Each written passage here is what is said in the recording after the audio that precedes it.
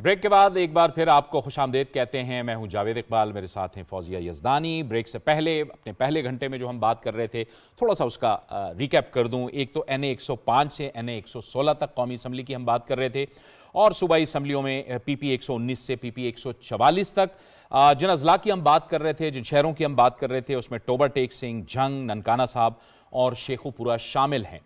गुफ्तगू जो हो रही थी, मैं चाहूँगा कि उसी गुफ्तगू को हम आगे बढ़ाएं, लेकिन आमिर गौरी साहब भी कुछ कहना चाह रहे हैं क्विकली, फिर हम ताहिर साहब की तरफ जाएंगे। एक पॉइंट जो है वो ऐड करना चाह रहा था, जो बात मुजम्मल कर रहे थे ना, कि देखें सियासतदान जो है ना वो सियासत के जरिए वापस है। हमें प्रोग्राम के अंदर एटलीस्ट मैं ये डिस्कस करता रहा हूँ कि मेरे ख्याल में इमरान खान अभी तक सियासतदान नहीं बने थे, और इसी वजह से हमें इस तरह लग रहा था कि वो इस दफ़ा भी, चूँकि अब जो कुछ वो भुगत रहे हैं वो तो उसको छोड़ देते हैं, कि मुझे इस तरह लगता था कि उनकी आगे की जो स्ट्रैटेजी है वो सियासत के ज़रिए दोबारा सियासत में आगे बढ़ने की नहीं है। He still confrontationalist in his head, और इसी वजह से ये जो वकला को दिया है ना, ऐसे शख्स को पार्टी दे देनी, जो वो इस वजह मुझे इस तरह लगता था कि ये सारा चाहते हैं कि इलेक्शन डे वाले दिन ये वकला जो हैं वो अगर इलेक्शन नहीं जीत रहे, लेकिन तहसीलों में और ज़िलों में अगर फ़र्ज़ किया एक सीन ऐसा क्रिएट हो जाता है जिसके अंदर इस तरह लगे कि जनाब हमारे तो इलेक्शन चुरा लिया गया है, हम तो जीतने लगे थे। क्योंकि देखें, जिस तरह कहा कि ये सारे लोग सियासी लोग नहीं थे, वकला जो हैं मतलब पाकिस्तान के अंदर वो सियासतदान रहे हैं, लेकिन इस दफ़ा जो उनकी स्कीम थी, अब दरोग बरगद निरावी कि जो APTI के अंदर के लोग मुझे बता रहे थे, यूथ के जो बड़े इंपॉर्टेंट लोग रहे हैं, इमरान टाइगर्स के बड़े इंपॉर्टेंट लोग रहे हैं, उनका ये ख्याल था कि वो 180 के करीब टिकटें जो हैं वो ओवरऑल वकला को देंगे, ठीक है ना।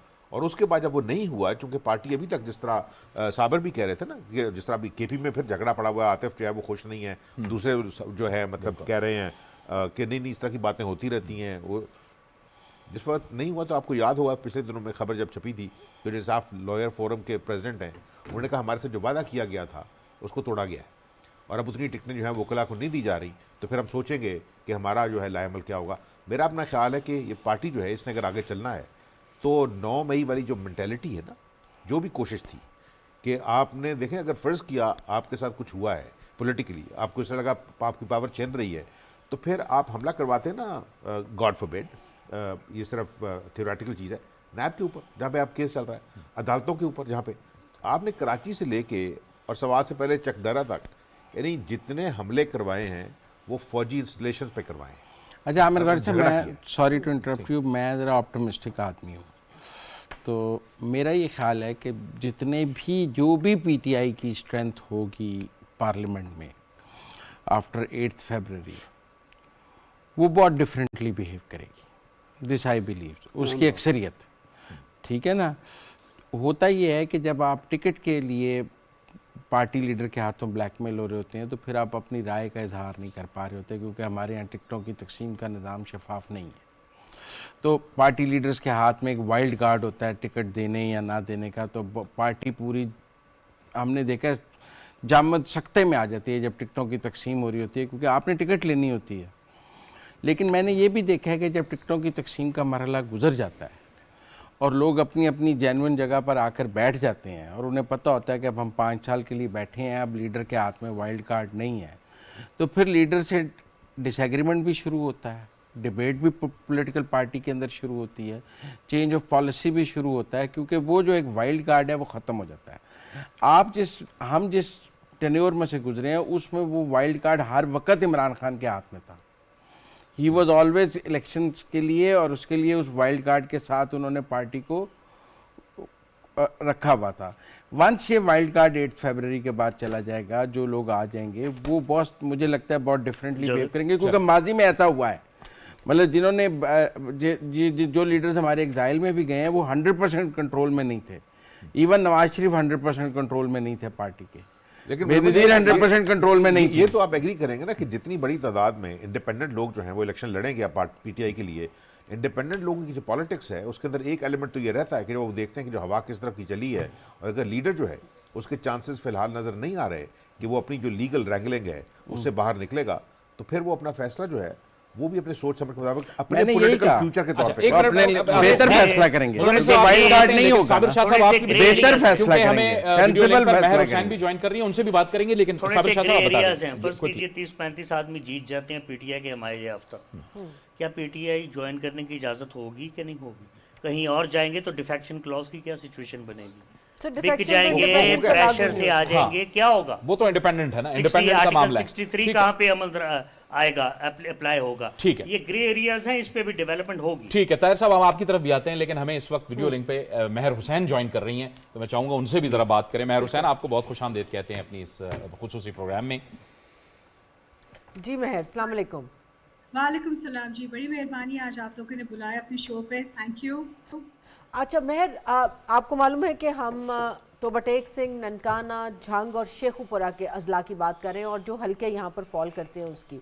अब यहाँ जी, पर जो हमने अभी तक जो डिस्कशन की उसमें एक नाम बहुत उभर के सामने आया, डॉक्टर शजरा मनसब का, जो PMLN की तरफ से इलेक्शन लड़ रही है और पिछले बाय इलेक्शन में इमरान खान को एक बहुत साइजेबल उन्होंने वोट लिए थे और बहुत 2 या 2.5 हज़ार के फ़र्क से वो इलेक्शन हारी थी। मगर उसके बावजूद अगर PP पे जाएं तो हमें अशफिया रियाज का नाम नज़र आ रहा है। इसके अलावा इस पूरी पब्लिक स्पेस में हमें ख़वातीन उस तरह नज़र नहीं आ रही।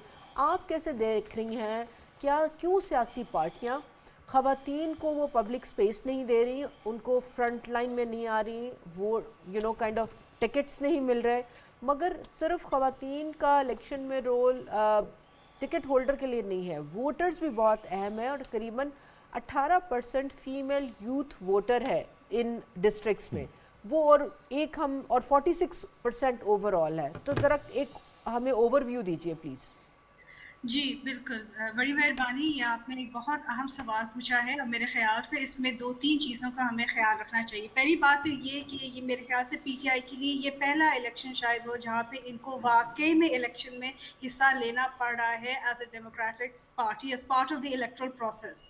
तो इसमें जो है आई थिंक पहली बार शायद PTI को एहसास हो रहा है कि इनको क्या सामना करना पड़ रहा है इलेक्शन में, क्या क्या होता है, वोट्स कैसे जीते जाते हैं, स्ट्रैटेजी क्या होती है, इलेक्टोरल प्रोसेस क्या होता है, सारी चीज़ जिसकी वजह से अगर आप देखें, ख़ास तौर पे मैं अगर झंग की ही सिर्फ लूँ, क्योंकि मेरा ताल्लुक झंग से भी है, झंग की केस स्टडी अगर मैं लूँ तो वहाँ पे रियाज फातियाना एंड शेख वकास अकरम ने PTI टिकट्स उनको मिली हैं। और ये जो है फौजियन से पता लगता है ये बड़ी स्ट्रेटेजिक नॉमिनेशंस हैं। आई थिंक पहली बार PTI को एहसास हो रहा है कि इनको जो है सामना क्या करना पड़ा है इन टर्म्स ऑफ चैलेंजेस, और जो इन्होंने बाकी एलिमेंट्स लाए थे यानी डायनास्टिक पॉलिटिक्स की इन्होंने सवालात उठाए थे और अपनाया भी था, हालांकि इन्होंने हमेशा कहा था मैं इनके खिलाफ है। इनको अब रियलाइज़ हो रहा है कि जी अर्बन और रूरल सियासत में क्या फ़र्क आता है। अर्बन से मुराद हो गया यानी कि लाहौर, कराची, इस्लामाबाद ब्रॉडली स्पीकिंग, और रूरल पॉलिटिक्स जो होती है वहाँ की जो डायनामिक्स होते हैं वो बहुत फ़र्क होते हैं। और वहाँ पे हालांकि औरतों को, ख़वातीन को, बच्चियों को हमेशा ये लोग समझते हैं कि इंक्लूड नहीं किया जाता, ऐसी बात नहीं है। औरतों का काफ़ी स्वे होता है। अब भरवाना बीबी को ही देख ले, गुलाम बीबी जो है झंग में, वो सिंगल औरत हो के हमेशा उन्होंने काफ़ी पॉलिटिकल क्या कहते हैं क्लाउड भी उठाया है और वोट्स भी जीती हैं। लेकिन मेरे ख्याल से PTI का जहाँ तक ताल्लुक आ जाता है, ये जनरली स्पीकिंग ये जो ख़वातीन को रिकग्नाइज की नहीं कर रही, ये ना जमहूरियत के लिए अच्छा है, ना ही इस इलेक्शन या किसी पॉलिटिकल पार्टी के लिए अच्छा है, क्योंकि इलेक्ट्रिक बदल गया है। जी ठीक है, बहुत शुक्रिया मेहर हुसैन, बड़ी अहम बात उन्होंने उठाई। वही कि ख़वातीन जो हमेशा से बात करते रहे हैं, और ये बात भी इस बहस में होती रही है कि हमेशा से वो एक कानूनी जो एक कदगन होती है या कानूनी एक ज़रूरत होती है, उस बुनियाद पे टिकट दिए जाते हैं। पार्टी खुशी से मेरे ख्याल में उसको टिकट देने चाहिए ख़वातीन को जनरल नशस्तों के हवाले से। ताहिर नईम मलिक साहब जिसकी तरफ हम बात रहे थे, एक तो आई एम श्योर कि आप वो जो बहस का आगाज़ आमिर गौरी साहब ने किया था कि बड़ी सियासी जमातें एक खिला आखिर पैदा ही क्यों करती हैं, कि उसके बाद फिर हर सियासी जमात को पाकिस्तान के आइन और कानून के अंदर काम करने की और सियासत करने की इजाज़त है, लेकिन बहरहाल बड़ी सियासी जमातें फिर गिले शिकवे तो करती हैं, आखिर वो खिला क्यों दे देती? एक तो जी आपकी इजाज़त से प्लीज़, एक जो मेहर ने बात की मेरे लिए वो भी बड़ी इंपॉर्टेंट है कि रूरल और अर्बन सियासत की भी एक अपनी डायनामिक होती है। उसको भी काइंडली अपने उसमें शामिल कीजिए, और इस बात को भी कि हम क्यों ये सब समझ रहे हैं कि जो वोटर टर्नआउट 8 फरवरी को जब ज़्यादा बढ़ेगा तो वो वोटर सिर्फ पीटीआई का ही होगा।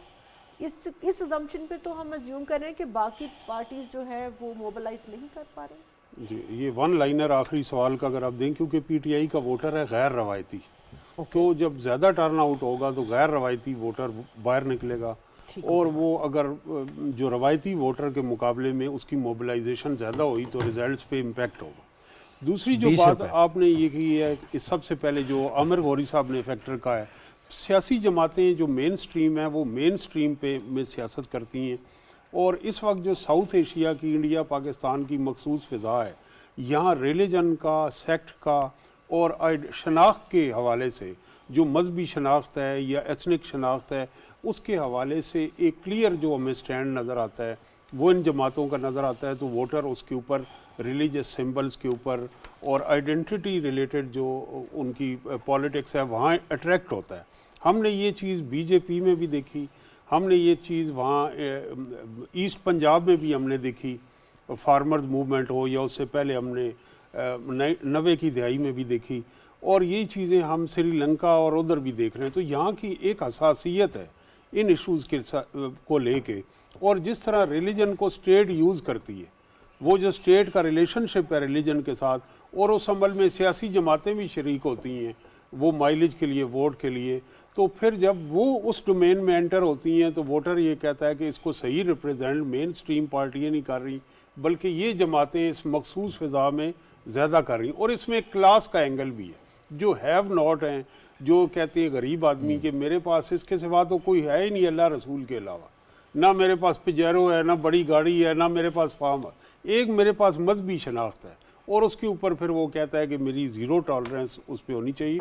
और फिर स्टेट की पॉलिसीज़ भी हैं, यहाँ खत्े में जंग रही है हमारी फॉरेन, तो ये एक कम्प्लेक्स एक इशू है। और इस एरिए को जंग से लेके टोबा टेक सिंह तक, यहाँ कल भी मैंने एक्सप्लेन किया, यहाँ मुख्तलिफ ग्रोथ हुई इस वोट बैंक की, और किसी न किसी शक्ल में वो पार्टी, मसलन ये सारी खूबसूरत कहानी अगर आप डिटेल इसकी इंटरेस्टेड हैं तो आबदा हुसैन की किताब में आपको मिल जाएंगी। उन्होंने इलेक्शन भी लड़ा था 88 का, और उस वक्त हक नवाज जंगवी उनके मुकाबले में थे। खैर, अब ये 3-4 फैक्टर थे जिनकी तरफ मैंने इशारा अच्छा, किया। लेकिन वो जो दूसरा बात आप करेंगे, लेकिन मेरे ख्याल में वो मुजम्मिल साहब कोई इंटरवेंशन करना चाह रहे हैं, तो फिर आप अपनी बात। ये बात ठीक है कि पाकिस्तान में रिलीजियस कार्ड को इस्तेमाल किया गया है पॉलिटिकल पार्टीज़ को मिलाइन करने के लिए, कट टू साइज करने के लिए, या और दीगर अहदाफ हासिल करने के लिए। लेकिन एक MMA की एग्ज़ाम्पल के अलावा कि उन्होंने KP में और कुछ बलूचिस्तान में सीटें जीती थीं, हमें अब रीसेंट पास में जो पिछले 20 साल में इलेक्शंस हो रहे हैं, मतलब मैं 2004 इलेक्शंस पिछले देखूं तो बतदरीज रिलीजियस पार्टीज़ का रोल माइनस होता जा रहा है। हम इसको BJP की तरह नहीं देख सकते इंडिया में कि वहाँ तो एक रिलीजियस पार्टी जो है वो 2/3 लेने की पोजीशन में भी आ गई, और उसने इंडिया की हिस्ट्री में मतलब बहुत बड़ी बड़ी इंटरवेंशंस इसलिए कर ली कॉन्स्टिट्यूशन के साथ कि वो इतना क्लीन स्वीप जीत कर आए कि वो बहुत कुछ कर सकते थे। तो लेकिन पाकिस्तान में मुझे रिलीजियस पार्टीज़ का वोट श्रिंक होता भी नज़र आया है। इवन आप सिपाही साहबा को देख लें, TLP को देख लें, जमात इस्लामी को देख लें, JUIF को देख लें, ये सब जहाँ बहुत पहले मौजूद थे वहाँ से हर इलेक्शन में बतदरीज श्रिंक हो रहे हैं और कम हो रहे हैं। जी ताहिर साहब, मैं ये कहना चाहूँगा कि देखिए, एक तो ये है कि वो ये दुरुस्त फरमा रहे हैं कि वोट बैंक कम हुआ है, लेकिन पॉलिसी में और पब्लिक स्पेस में उनका असर और रसूख बढ़ा है। अब पिछले इलेक्शन को रिकैप कर लें, आपको याद होगा कि एहसन इकबाल जो वज़ीर दाखिला थे उनको गोली लगी, अल्लाह ताला ने उन्हें वो बचा लिया, और एक फोर्स्ड जो है रेजिग्नेशन लिया गया, विड्रा कराया गया।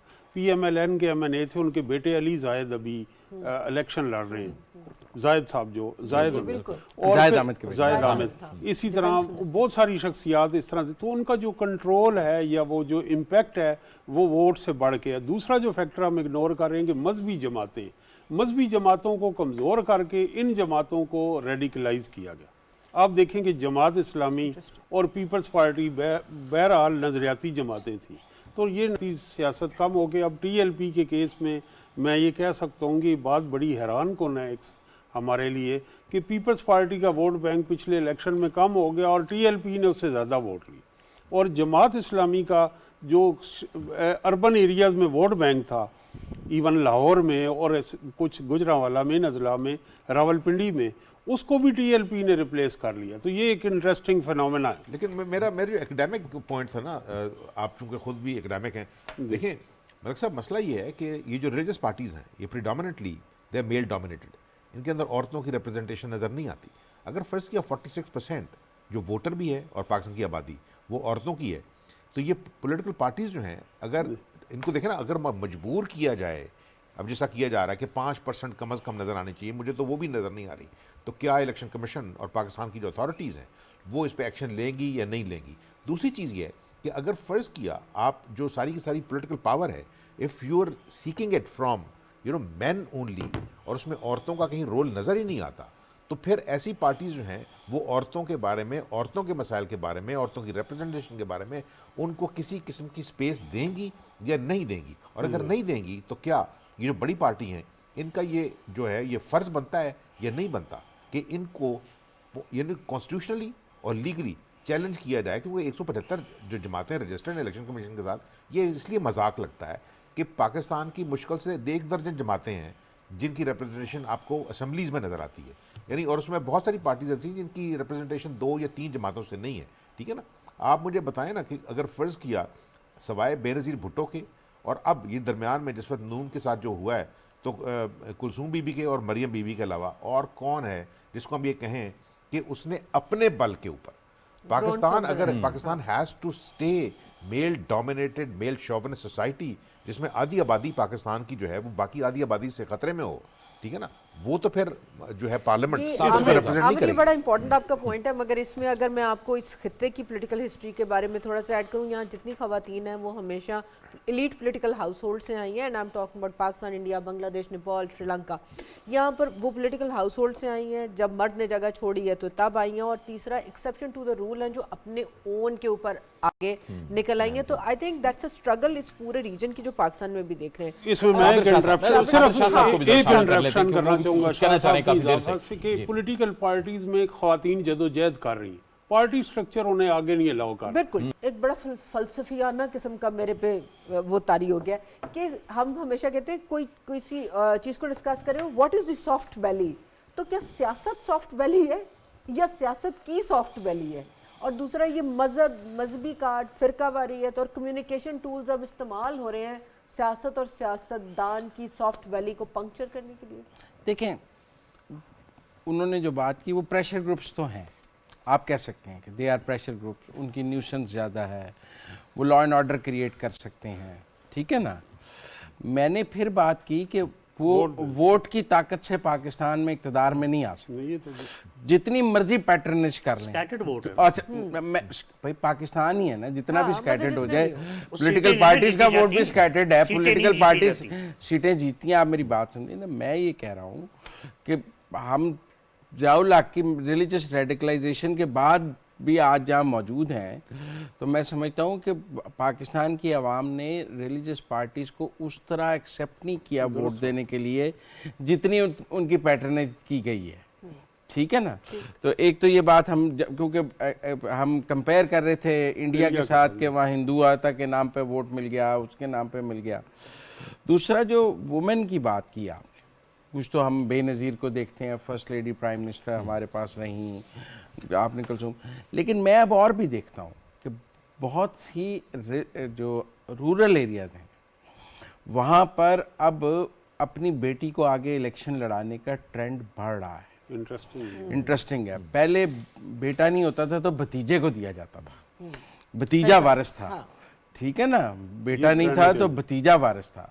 आप नौशीन इफ्तिखार को देख लें, आप और एग्जांपल्स देख लें कि अब जो है अगर आपका पास बेटा नहीं, अभी भी फर्स्ट चॉइस बेटा है, मैं ये नहीं कह रहा बेटा हो फिर भी लेकिन अब भी बेटी को आप अपने वालिद अपनी पॉलिटिकल स्पेस देने के लिए तैयार है, और ये ट्रेंड रूरल में ज़्यादा नज़र आ रहा है, क्योंकि हमारे अर्बन में तो पार्टी टिकट्स हैं, ठीक है ना, तो वो पार्टी की बुनियाद पे। लेकिन रूरल में चूंकि हमारे यहाँ भी विनिंग कैंडिडेट्स, कॉन्स्टिट्यूंसी पॉलिटिक्स और फैमिली डायनेस्टी पॉलिटिक्स अपनी जगह मौजूद है, तो मैं उस रूरल में भी एक चेंज देखता हूँ, क्योंकि वो हमें ब्रेक की तरफ अपनी जाना है, बेटी बड़ा को quick- आप टिकट देते हैं। क्विक ब्रेक की तरफ जाना है। और इस बहस को हमने यहाँ रोकना इसलिए है कि अगले मरहले में जब हम बात करेंगे तो हम जरा हलकों के हवाले से बात करेंगे और अपनी गुफ्तगू को जब जरा मुझे स्पेसिफाई 10 करेंगे। सेकंड देने आप। जी, ब्रेक ले लेते हैं पहले। और ब्रेक से पहले हम जरा जंग की चूंकि बात कर रहे थे, उसमें सियासी शख्सियात के हवाले से भी बात करेंगे। जंग के अवाम की क्या तवक्कुआत हैं वो आप देखिए कि उनके क्या तासुरात हैं, उनकी क्या तवक्कुआत हैं इन इंतखाबात से, और उसके बाद एक ब्रेक और फिर गुफ्तगू आगे। वोट बना भी हुआ है, वोट कास्ट भी करना है, और इस उम्मीद पर कास्ट करना है कि अल्लाह करे आने वाली हुकूमत पाकिस्तानी अवाम के मसाइल हल करे। जी, यहाँ पर मसाइल तो काफ़ी सारे हैं पाकिस्तान के अवाम को, ख़ास तौर पर महंगाई से तकरीबन हर आदमी ही मुतासर है। उसके बाद बिजली के बिलों से लोग बहुत परेशान हैं, आए रोज़ रेट बढ़ते रहते हैं बिजली के। गैस की पोजीशन यही है कि गैस आती नहीं है, मगर उनके बिल बहुत ज़्यादा बढ़ा दिए हैं इन्होंने, और उम्मीद करते हैं कि आने वाली हुकूमत इस पर तवज्जो देगी और इंशाअल्लाह हालात बेहतर करेगी।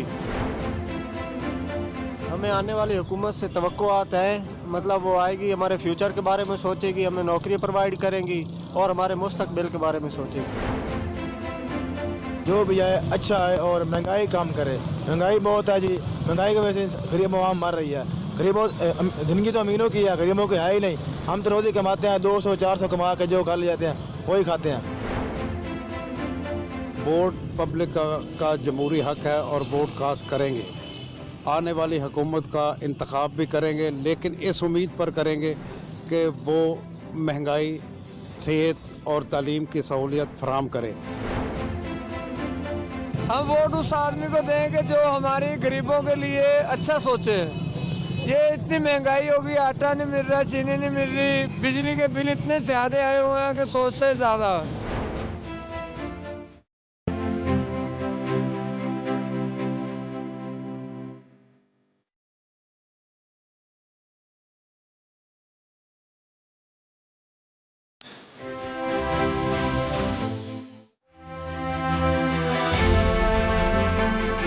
लाहौर से चौथा सुतून इलेक्शन स्पेशल में खुश आमदीद। मैं हूँ जवाद फैजी। इलेक्शन आ रहे हैं, मसला नंबर 1 क्या समझते हैं, सबसे बड़ा मसला क्या है?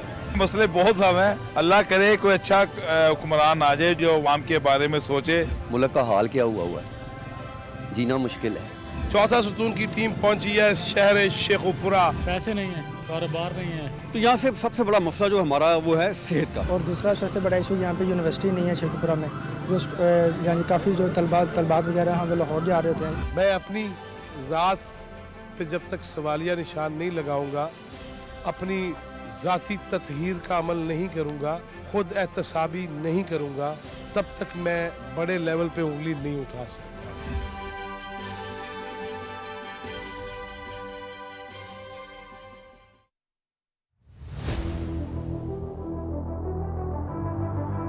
भूख, अफलास और समाजी नाइंसाफी।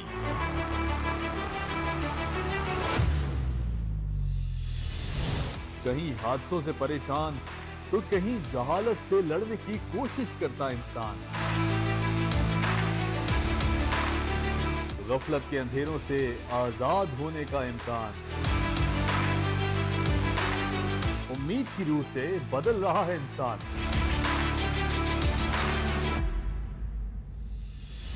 कौन कहता है इजहार राय की आजादी नहीं? सवाल की कैद से आजाद होते जवाब देखिए डिबेट एट 8 में।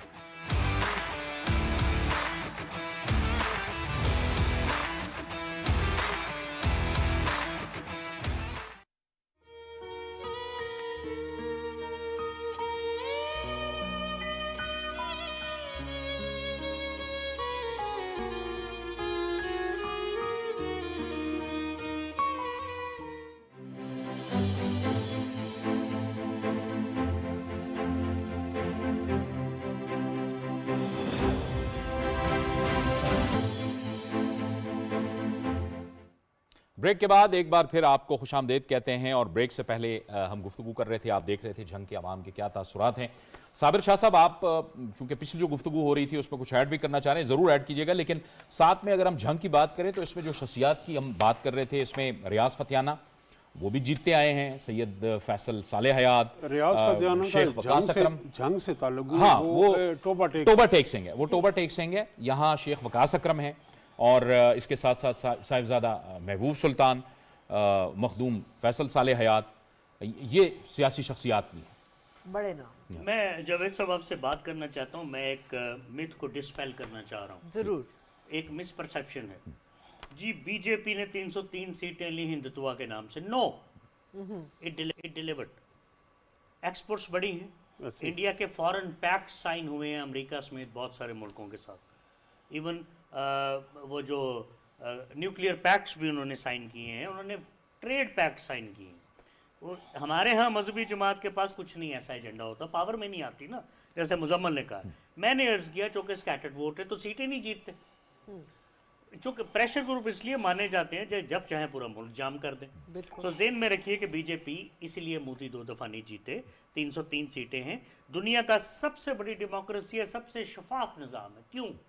91 करोड़ 20 लाख वोटर है वहाँ पे मैडम एलिजिबल। जी बिल्कुल। 67% टर्न आउट है।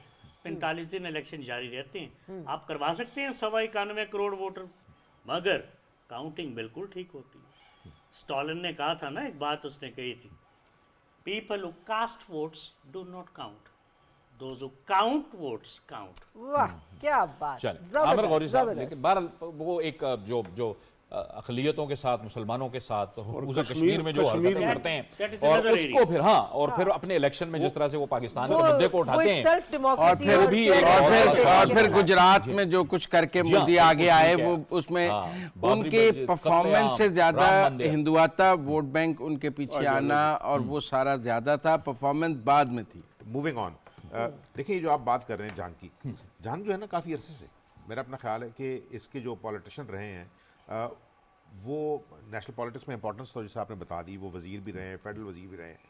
लेकिन मुझे इस तरह लगता है कि ओवरऑल जिस तरह बाकी मुल्क के अंदर भी एक ट्रेंड है कि ये नेशनल लेवल के लीडर्स नहीं बन सके, ठीक है ना। और उसकी जो वजूहात हैं वो यही हैं कि इनकी जो पॉलिटिक्स है वो अपने ज़िले को जो है ना मैनेज नहीं कर सकी। अगर फ़र्ज़ किया 1982 के अंदर जिस वक्त पाकिस्तान जो है वो एक अजीबोगरीब सिचुएशन को सामने फेस कर रहा था, इस वजह से कि 79 के अंदर जो 2 बड़ी डेवलपमेंट हुई हैं, ईरानियन रेवोल्यूशन और उसके बाद रशिया की जो है इन्वेजन ऑफ अफगानिस्तान, उसकी वजह से पाकिस्तान जो है ना वो अफोर्ड नहीं करता था कि जो अंदर पाकिस्तान के अंदर जो प्रॉब्लम्स क्रिएट किए जा रहे हैं उनको उस तरह चैलेंज करता। वरना यकीन करें, डिप्टी कमिश्नर जो अंग्रेज़ के ज़माने का था ना, ये उससे बड़ी चीज़ें नहीं थी कि अगर फ़र्ज़ किया आप जो है लिसानी बेसिस के ऊपर या मजहबी बेसिस के ऊपर मिलिट्रिस्टिक पार्टीज़ क्रिएट करने की कोशिश करें और फिर यूज़ करें रिलीजन को, तो बड़े दबाया जा सकता था। मतलब we know all those deputy commissioners who then became commissioners and उसको चीफ सेक्रेटरी भी बने। लेकिन ये जो ज़िला है, इसके सारे लोग जो हैं, इन्होंने मुझे इस तरह लगता है, आई एम सॉरी टू से, अपनी नाक से आगे नहीं देखा और उस चीज़ को इजाज़त दी बढ़ने की, पनपने की। अगर ये सारे लोग जो हैं ये मिनिस्टर थे और कैबिनेट्स के अंदर बैठे हुए थे, पार्लियामेंट्स के अंदर बैठे हुए थे, तो इन्हें जंग को जो है वो मिसाल बनने नहीं देना चाहिए था जो वो बना। और उसकी वजह से उसके बाद जो इनकी अपने ग्रुप्स बने और स्प्लिंटर ग्रुप्स बने और जो उसके अंदर लोग मारे गए और फिर उनका असर नफूज है इस वजह से कि हमने देखा कि पाकिस्तान के शहर जो हैं, और शहर पाकिस्तान के अंदर फ्रेंकली अगर मेरे से पूछें, मेरे दोस्त जो है लाहौर के नाराज़ हो जाते हैं, शहर सिर्फ एक ही था कराची, जिसकी स्पीड शहर की थी। हम लाहौर को कहते हैं कि लाहौर कल्चर है, ठीक है ना, वो सारे लोगों को अंदर ले लेता है आराम से, एक मतलब लेड बैक शहर है। और हम जिस वक्त, चूँकि मेरा ताल्लुक भी लाहौर से, तो हम ये कहते हैं कि लाहौर के अंदर जो दिन है वो शायद को 72 घंटे का होता है। मतलब रात 3 बजे तक आवारा भी फिर रहे हैं, गप्पे लगा रहे हैं और फिर सुबह काम पे पहुंच जाते हैं। Karachi was not like that. लेकिन ये जो लोग यहाँ से गए हैं और फिर जो है वो मज़हब के फ़िरक़ों की बुनियाद पे जो पॉलिटिक्स है वो पाकिस्तान के अंदर यानी पंजाब और सिंध में इस जगह से निकलने वाली जो रिलीजियस पार्टी है उसका आप जो है असर वो केपी के अंदर या बलूचिस्तान में नहीं देखेंगे, ठीक है ना। इस वजह से कि ये बरेलवी, ठीक है ना, ज़्यादातर मतलब, और लेकिन उसकी फिर एक्सट्रीम एलिमेंट निकले। लेकिन आमिर साहब, सॉरी टू इंटरप्ट यू, वो एक एमपीए की सीट तक महदूद है। मैं वो पूरा जिला नहीं जीत सकते, वो पूरा जिला नहीं जीत सकते। है कि ये लोग जो है ना, इनको लोग वोट नहीं डालते, लेकिन उनकी जो पब्लिक प्रेजेंस है, उनकी जो वायरलिटी है, नॉट वायरलिटी उस तरह की, जिस तरह की जबान इस्तेमाल की है इन्होंने। आप देखें ना, जो सदर्न डिस्ट्रिक्ट्स हैं, यानी मुल्तान से लेके और बखर और लिया, इन जगहों में मज़हब के नाम पे कत्ल नहीं होते थे। मज़हब के नाम पे ये नहीं होता था कि मुहर्रम और मिलाद जो है वो उसमें पूरी की पूरी मशीनरी जो है वो आपको रिक्वेस्ट करने लगी। यानी मतलब हमने ऐसी चीज़ें भी देखी कि चीफ सेक्रेटरी ने बुला के कहा कि देखें फड्डा होगा, ज़रा खबरें जो है ना उनको प्लीज़ थोड़ा दबा के रखें। यानी भाई आप चीफ सेक्रेटरी हैं, आपके नीचे पुलिस है, आपके नीचे मतलब सारी लॉ इन्फोर्समेंट एजेंसीज हैं, और आप ये कह रहे हैं कि आपके हाथ से मामला निकल जाएगा। और हम लेकिन इसमें ताहिर नहीं मलिक साहब, ये एक बहस जनरेट कर दी है आमिर गौरी साहब ने, एक और बहस जनरेट कर दी है कि ये जो शख्सियत के हम नाम ले रहे हैं, इसको हम फोकस करते हैं इसी के साथ ही कि ये और भी बड़ी बन सकती थी। ये बड़ी शख्सियत हैं, लेकिन और भी बड़ी बन सकती थी, मौके थे इनके पास, लेकिन उस तरह से उन्होंने नहीं किया। और इसको दो एंगल से ताहिर साहब अगर आप देखें, एक ये बात है जो जावेद ने और आमिर ने की, दूसरी बात जो मुझे नजर आई, 2024 दुनिया भर में इलेक्शन का साल है। अगर आप यहाँ, मैं इस तरफ से शुरू करूँ, Indonesia, India, Iran, Bangladesh, Pakistan, बरतानिया, ये छोटे ममालिक नहीं है। इसमें पहले 5 तो आपको चाइना को छोड़ दे और अमेरिकन भी आ जाएंगे अगर, तो पूरा आपकी most populous countries of the world जो हैं, आबादी के लिहाज से सबसे बड़ी जो है वो इलेक्शन में जा रही हैं। जब इसमें जा रही हैं, अब एक तरफ ये है, इन सब के अवामी मसाइल इकॉनमी है, मुल्कों के भी अवाम के भी, वहाँ से इसको हल्के पे ले आए तो यहाँ पर भी प्रेडोमिनेंटली ज़रिया माश, रोज़गार,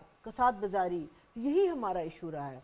तो फिर उसमें जितने लीडरान की ये सब बातें कर रहे हैं, वे डू दे एग्जिस्ट? ये पहले जो आपका सेकंड क्वेश्चन है उसका पहले जवाब देते हैं, और मैं ये इतराफ़ करता हूँ कि ये जो पैनल में लोग हैं हमारे सीनियर हैं, और इनसे बड़ी एनरिच मेरे जैसे तालिब इल्म को सीखने का मौका मिलता है और बड़ी रिच डिस्कशन होती है। अब ये जो आपका है, हमने प्रोग्राम में जो तासरात लोगों के सुनाए हैं, वो एलीट से ज़्यादा वो जिन ज़िंदगियों की में उन मुश्किलात का शिकार हैं आवाम, उसके ऊपर वो बात कर रहे हैं। बिजली के बिल का आपको ज़रूरत होगा, फिर उसके अलावा रोज़गार का, और ये फैसलाबाद तक जो बेल्ट है, और इस वैसे सारी, तो ये प्रेशर एलीट पे भी आ रहा है। जो ये बात कर रही थी कि चाहे ये डिलीवर करें या ना करें, 300 यूनिट की जो बात है, ये कहाँ से आई? ये इसका बैकग्राउंड मुजम्मिल साहब ने बताया, हमजा शहबाज और अब बिलावल ने इसको मंशूर का पीपल्स पार्टी ने बनाया। ये भी इंडिया से आम आदमी पार्टी जो केजरीवाल, तो वो वहाँ डिलीवर किया है ना उन्होंने। जो पॉइंट साबिर साहब दे रहे हैं वो ये है कि इकॉनमी में जूस था कि वो आगे, जब आपके वसाइल ज़्यादा हो रहे हैं, जब आप अर्न कर रहे हैं, तो फिर आप वो जो रेंट्स हैं रीडिस्ट्रीब्यूट कर रहे हैं। तो ये प्रेशर हमारी सियासी लीड्स पे आना चाहिए कि वो इकॉनमी परफॉर्म करे, पाकिस्तान के वसाइल ज़्यादा हों और वो वसाइल अवाम में तकसीम हो। अब दूसरे सवाल की जानिब जो जावेद साहब ने किया है, वो ये कह रहे हैं जंग के लोग जो यहाँ हैं, 3 जो बड़ी शख्सियात हैं, एक तो गदियों को रिप्रेजेंट कर रहे हैं, शराइन का रोल है, मखदूम है जिनको हम पीर कहते हैं। यहाँ मरूसियत का क्वेश्चन होता है, तो सजादा नशीनी में सोच की भी मारूसियत, और वो मारूसियत आगे चलती है। एक पीर का इंतकाल हो गया, दूसरा, फिर इनकी रिश्तेदारियाँ उस ज़िले तक महदूद नहीं है। सरगोदा से अगर आप देखें, पीर सयाल शरीफ और बेरा शरीफ, और फिर खानेवाल और मुल्तान में मसलन आबदा हुसैन जो है उनके मियाँ फ़खर इमाम, वो खानेवाल की सियासत का एक बड़ा नाम है। इसी तरह गिलानी ख़ानदान की यहाँ रिश्तेदारी हैं, और इस तरह जो दूसरे फैसल सालेहात के जो खालिद खरल फैमिली से टोबा टेक सिंह में एक नाम, डिप्टी कमिश्नर थे, इलेक्शन लड़ते रहे। तो ये रिश्तेदारियाँ अगर आप एक मैप बनाएं तो इन गदियों का मैप आपको सिंध तक जाता हुआ दिखाई देगा। तो यहाँ पे दूसरी जो है शेख कम्युनिटी है, जो बिजनेसमैन है, वो इस वक्त याकूब शेख साहब हैं और शेख वकास अकरम, वो इन कम्युनिटीज़ को, और जो ख़वातीन की आप बात कर रहे हैं, यहाँ फरजाना याकूब भी इलेक्शन कॉन्टेस्ट करके आई, इस इलेक्शन में वो कर रही हैं, नहीं इसका इल्म नहीं है। तो यहाँ पे, और तीसरे जो करैक्टर रिलीजियस वोट बैंक, तो यहाँ पे उलमा भी हैं, यहाँ पे मखदूम भी हैं, और यहाँ पे बिजनेस कम्युनिटी भी है, जो आपको चिन्योट में कैसर अहमद शेख और ये नज़र। अब ये कौमी सतह पे क्यों नहीं है? फ़खर आप ये देखें कि पार्लियामेंट्री पॉलिटिक्स में बहरहाल इनकी परफॉर्मेंस रही है। जो 1985 के हम मॉडल बात करते हैं इलेक्शन का, तो पहला ये जो बड़ा इंटरेस्टिंग पॉइंट यहाँ इन्होंने बताया असर वर्दी साहब ने, कि आप पार्लियामेंट्री पॉलिटिक्स को कंट्रोल नहीं कर सकते। तो सारी असम्बली जो थी वो गैर जमाती थी, लेकिन पहला जो चीज़ हुई और टेकिंग में स्पीकर का इलेक्शन, उसमें अपसेट हो गया, उसमें फ़खर इमाम साहब आ गए और बाद में आज़ाद पार्लिमानी ग्रुप बना, और उस आज़ाद पार्लिमानी ग्रुप को आबदा हुसैन, फ़खर इमाम और ये बाद में ये लोग ऐसे, तो जो झंग के जो हमें पीर या मखदूम नज़र आते, इनका बड़ा धड़ा मुल्तान में नज़र आता। मसलन वहाँ जो गिलानी और कुरैशी पीर हैं, उनके आगे नेटवर्क्स हैं। यूसुफ रज़ा गिलानी की जब एंट्री हुई, मुल्तान के पीर कौमी सियासत में बड़ा किरदार जो इनका है करते हमें दिखाई दे रहे हैं, वो गिलानी ख़ानदान और कुरैशी का, उनके ये अलाइज हैं।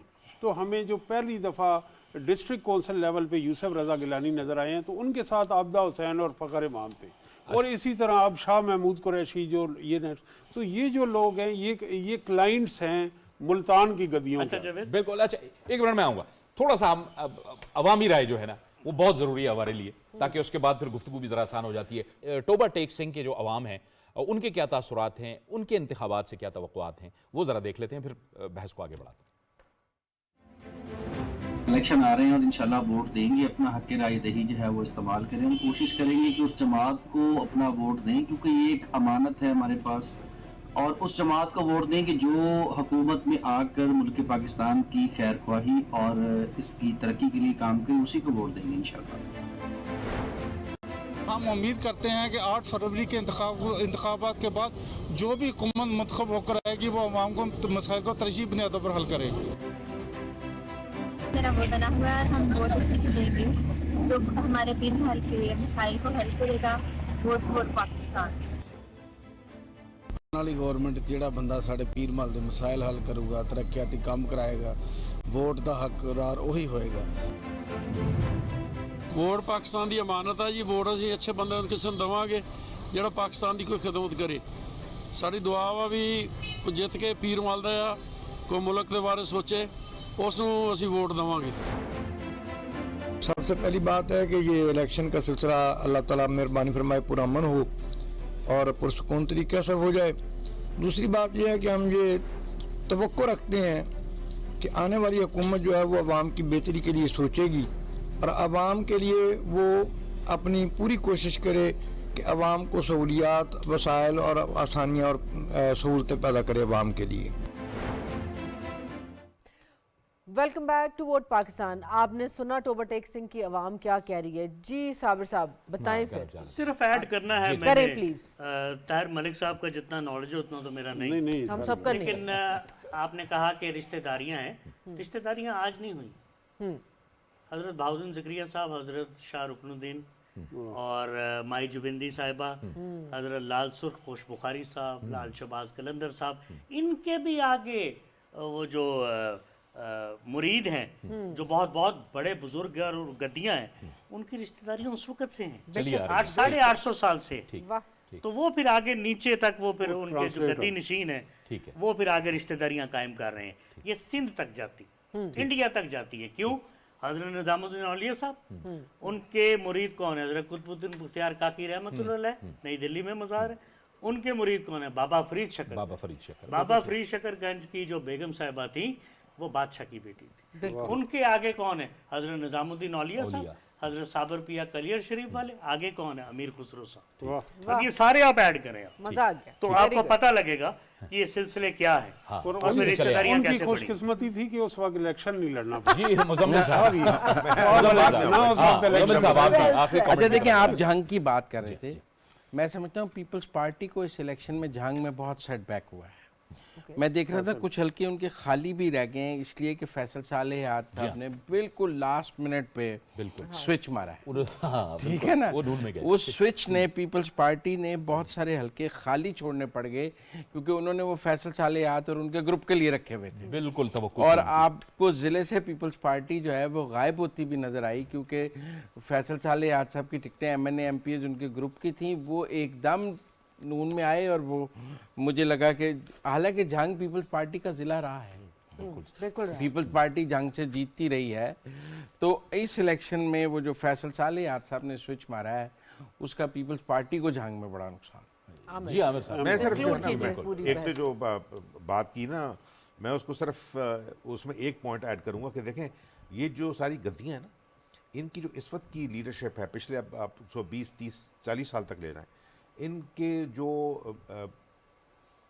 आप ये समझिए जो की फेसेस थे, वो सिर्फ पीरी मुरीदी तक नहीं रहे, वो कैम्ब्रिज भी पढ़ने के लिए गए, वो ऑक्सफोर्ड भी पढ़ने के लिए गए, वो अमेरिका आईवी लीग यूनिवर्सिटियों में पढ़ने के लिए गए। उन्होंने अपने इलाकों के लिए कुछ नहीं किया, खुद बड़ा कुछ किया, मतलब वो जो कुछ बने हैं उसको छोड़ देते हैं। लेकिन मैं जो सारी बातें आप सुना रहे हैं ना मुख्तलिफ ज़िलों की, वो मुझे ना बग करती हैं एज ए पाकिस्तानी, कि हर बंदा जो है उसकी आप शक्ल देख लें। मुझे पाकिस्तानी आम को खुश नज़र नहीं आता, स्ट्रीट के ऊपर, बाहर, बाज़ारों में बैठे हुए। अच्छा, ये सारे लोग बेचारे क्या कह रहे हैं?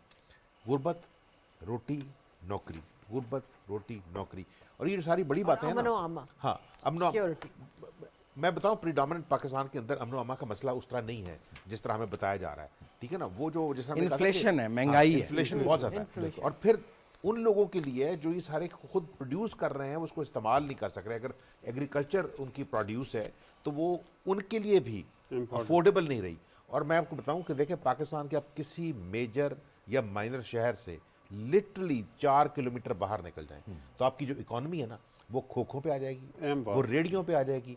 दुकानों का साइज जो है ना, वो 14 फुट बाय 8 फुट होगा। उसके अंदर जो बोरियों के अंदर प्रोड्यूस पड़ी हुई है ना, वो गुड़ होगी, पत्तियां लटकी हुई होंगी इस तरह। उन्होंने कहा this is not the Pakistan we thought कि will basically we will give to our future generation. मैं एक और फिगर देना चाहता हूं। वक्त खत्म हो गया, हम दोबारा कल भी इंशाल्लाह इसी पर बात करेंगे। लेकिन आमिर गौरी साहब जो बात कर रहे थे वो आम पाकिस्तानी की बात कर रहे हैं, अवाम की बात कर रहे हैं, और यहाँ जो बहस भी हो रही थी, ये सब बहस का जो इहाता है वो पाकिस्तान के जो अवाम हैं उनके मसाइल के हल के लिए हम आवाज़ उठा रहे हैं। ये था हमारा आज का प्रोग्राम। कल इंशाल्लाह वोट पाकिस्तान में आपसे दोबारा मुलाकात होगी। मुझे और फौजिया ज़रदानी को दीजिए इजाज़त। अल्लाह हाफिज़।